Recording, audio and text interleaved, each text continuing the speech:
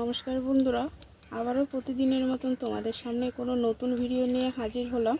আজকের recipe tilapia মাছের ঝাল। তেলাপিয়া মাছের ঝালের জন্য আমি প্রথমে মাছটাকে কেটে ধুয়ে নিয়েছি, নুন হলুদ মাখিয়ে রেখেছি। এবার মশলাটাকে পেস্ট করে নেব। মশলার জন্য রাখছে পোস্ত, আদা আর কাঁচা লঙ্কা, লাগছে সর্ষে। এটা কিছুক্ষণের জন্য জল দিয়ে ভিজিয়ে রাখবো। পোস্তটা একটু লাগছে দুটো টমেটোটাকেও আমি পেস্ট করে নেব। একটা পেঁয়াজ লাগছে, পেঁয়াজটাকেও আমি কেটে নিয়েছি। মাছটা আগে ভেজে নেব। এখানে একটা ছোট্ট টিপস, মাছটা যাতে না ফুটে দিয়ে দেবো তেলের মধ্যে সামান্য একটু লবণ, দেবো সামান্য হলুদ, কারণ অনেক সময় ভাজার সময় তেলটা ছিটকিয়ে পড়ে। তেলটা হয়ে গেছে, এবার দিয়ে দেবো মাছ।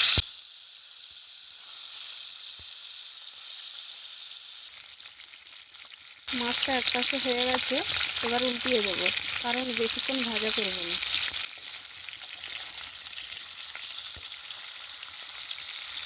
মাছটা হয়ে গেছে, এবার তুলে নেব।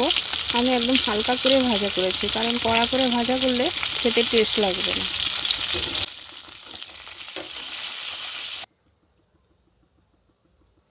বাকিগুলোও ভেজে নেব।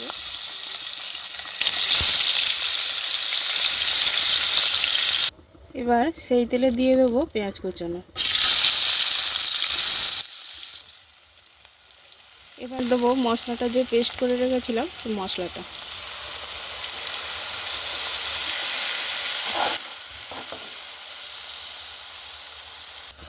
দেবো। হলুদ গুঁড়ো, জিরে গুঁড়ো,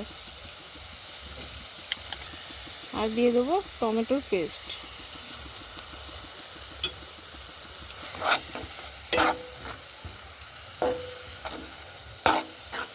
আবার একটু ভালো করে কষাবো যতক্ষণ না টমেটোর কাঁচা গন্ধটা যায়।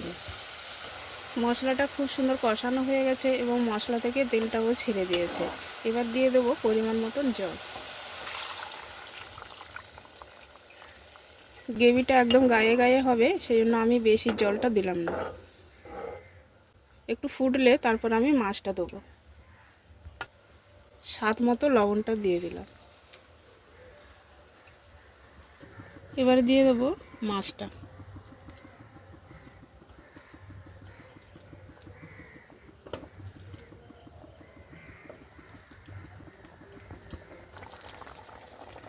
এবার একটু ভালো করে সেদ্ধ হওয়ার জন্য ঢাকিয়ে দিলাম। হয়ে গেছে বন্ধুরা, এবার নামিয়ে নেব। ওপর থেকে দিয়ে দিলাম ধনেপাতা, এবং তোমরা গরম গরম ভাতের সঙ্গে পরিবেশন করো। আশা করি রেসিপি তোমাদের ভালো লেগেছে বন্ধুরা। রেসিপি ভালো লাগলে প্রত্যেকবারের মতো লাইক কমেন্ট শেয়ার করতে ভুলো না। সবাইকে টাটা, বাই বাই।